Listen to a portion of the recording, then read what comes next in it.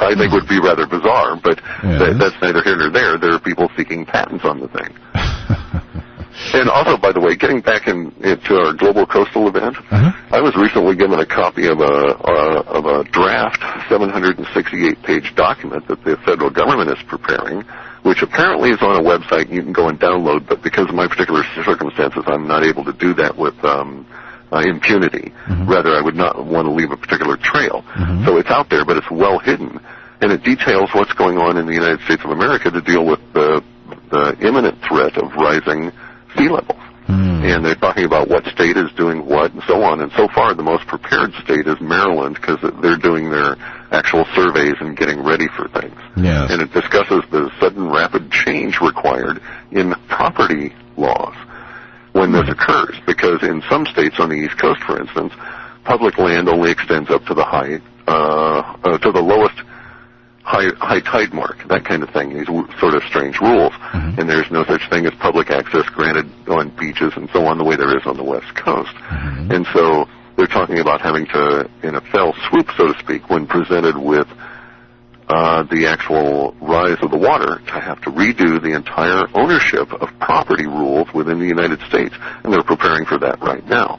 So do not be surprised if sometime in 2009, probably in the fall, we're presented with another situation like the Patriot Act, where all of a sudden a document of several thousand pages appears and is passed into law in less than a week, and no one reads it. And this one will be all about who owns what and how the government basically owns everything. Eminent domain, in a sense, right? No, even much beyond that. Really? Out-and-out dictatorship in the form of them saying it is for the public good that your seacoast, or the property you have right now, which is a 16 feet, just to pick a number up above the high tide mark, is suddenly waterfront, and so we own it, because in this particular area, all land from this point in the high tide mark, etc., is owned by the federal government or by the populace at large.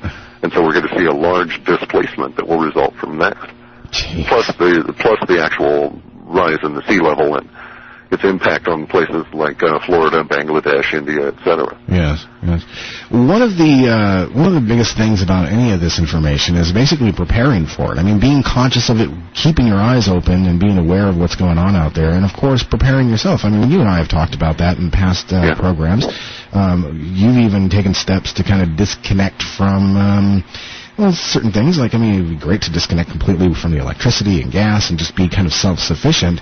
But lots of people are really starting to turn that direction and start doing that. We have to, and actually we're now starting to see the formalization of it, and what will become what we're calling the planetary populace movement.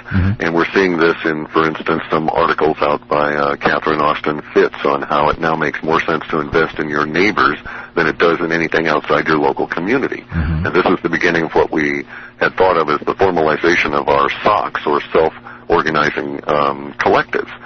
And I agree that we're going to see more and more people that will be focused on what is local, what can I do local, because real soon I won't be able to get it if it isn't local. So I need to take an analysis of what my resources are, form my collectives, that is to say, seek out like-minded individuals that we can be mutually supportive, and see what our options are. And whole communities on the West are doing this relative to the concept of peak oil. And it doesn't matter if it's peak oil or dollar death. The end result is the same. It could be that barrel of oil goes down to $10 for a barrel, but that is relatively meaningless if it takes all of your whole county to come up with $10 to buy a single barrel. Yes. Simply because your dollars have gone, that kind of a deal. We have counties out here in the West that had hundreds of millions of dollars invested in some of these wild schemes on Wall Street that supposedly were the retirement for the entire civilian workforce there. And we're going to start seeing the retirement collapse as part of all of this in February, March, and April. And it's going to be very ugly for the U.S. What about this biggest fraud case in history, this Ponzi scheme that was going on? Did you see any of that coming? Sure. Actually, we had some rather disturbing language, which you and I can't repeat because it's too scatologically referencing. But we were talking about people who would soil themselves as a result of learning that the extent of the scandal and how it was money-focused. And actually, we also had language in there saying that our linguistics suggested that Israel would be at the center of it, relative relative to where the money went. So it may be that indeed the rumors are true, and he had moved a bunch of money off to Israel where it can't be gotten at. Right, which that's still ongoing, so we may learn that is the case.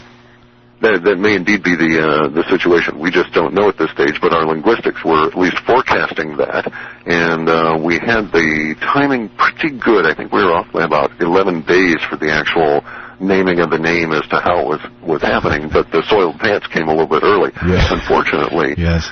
It's quite true within that part of the linguistics. We talked about people that would suicide over this, and indeed we're seeing that now. Yes. Which that isn't a bad window as far as 11 days. No. We were off by a single day on Musharraf leaving Pakistan. We were off by about 36 hours early on the earthquake in China, that kind of thing. So our timing varies, but it has to do with this idea of slang versus legal language, and we apply a numeric value to the various forms of language, slang, technical, etc. And by applying these numeric values, we attempt to get timing clues, and of course that is where we go and retune everything after each run to try and get our timing down better. Yes. Going back to the attack, basically, the gearing up of an attack on especially internet radio and the internet in general with thoughts and talk of putting an intranet system in the United States as well. The current administration that's coming in, the new administration that's coming in, they kind of support that idea. They like that idea, as a matter of fact. It hasn't really been fully discussed, but there has been some stuff. If that happens, what does it mean for the future for your technology? Well, it puts us out of business. There's no question. Not only is the internet our delivery mechanism, but it's our large source. And if it's being censored, I theoretically could go to the trouble of working out their algorithms that are being used for their censorship and then back engineering them to get some sense of the original language that so offended them. But at that point it's not worth it to me because things are too close to the outbreak of active revolution and planetary changes, and I've got to get my gear moving in a different direction. We suspect that this revolutionary surreality is what we're calling it, the idea that they're going to start trying thought control out in the open, this sort of thing, will appear with some vengeance over the course of 2009, maybe as early as May or so, maybe slightly earlier than that if we're really aware and we're watching for it. But it'll continue through 2009 through 2010. At some point in there, I suspect that our work won't be viable anymore. Right. Some of the things for people to keep their eyes on more than others in the coming months, what would they be? I would watch for the emergence of, if you want a real clue as to when revolution is going active, start looking in probably music or maybe some of the more alternative media for the emergence of a new honorific. And this is currently, it's going to replace the use of sir in our language. Like when you run across somebody, you say, hi, sir, or madam is ultimate politeness, that kind of thing. That relates to nobility and monarchy who are the enemy, and that's going to change the same way it did in the Russian Revolution and the French Revolution before it. In the French Revolution, everybody called themselves citizens because they were all equal citizens in the new republic. In the Russian Revolution, it was tovarish or comrade because they needed a new way to distinguish themselves from the old monarchists. We too will find that language emerging, and shortly thereafter, the revolution will start going active in the U.S. That may be May through August or sometime. If you look really hard, you'll start seeing people referring to each other with this new honorific title that won't be sir in terms of its masculine form. It'll be something else. I don't know if it'll be citizen or comrade or some takeoff of that, but we at least have the forecast for it. Yes. It's kind of interesting that you said music because we do see a lot of the changes in language and even like slang and things like that in music first before it starts hitting the public, right? Yeah, and that's one of the larger areas that we go ahead and mine is all of the music-related language and speech that's all over the internet. That's just a bountiful area for us. So that's probably where it will arise. And there may be a number of different things that arise in contention for that slot, and one or two of the slang elements will survive for a couple of years and then become part of the general lexicon everybody uses. So you may be saying, hello citizen or hail citizen here next year or whatever is part of your commitment to the planetary revolution against the Illuminati. I'm going to start saying... It sounds goofy to talk about, right? Yeah. But at the same time, you were talking earlier about the year 2001 and how things changed relative to earthquakes. Yes. Also in 2001, another significant change took place for us, and that was linguistic reports of UFOs went up over 10,000% in the course of 3 months. And that kind of thing, the contact meme and everything, is going to come rushing out in 2009 as well. Right. We also think, very specifically, we think that the federal government contraction in 2009 will squeeze out a whistleblower from NASA that will just be the most successful whistleblower anybody's ever seen. Really? And it will just shock the United States as to how much they've been lied to. Ooh, I like the sound of that. I'm going to try and squeeze in a couple more emails here. It says, does Clif have any more concrete images of what we might expect the summer from hell to look like? That's going to be a mixture of both massive social breakdown in the form of the social contract. We may see the repudiation of things like, Medicaid or Social Security. I don't know. Predicting at that level of direness is going to be difficult. Those may just be side effects to what we're seeing. We might see a 50 or 80% drop in the value of property in the U.S. We may see the coastal event push people back in from the coastal areas now, plus disrupt shipping and that kind of stuff.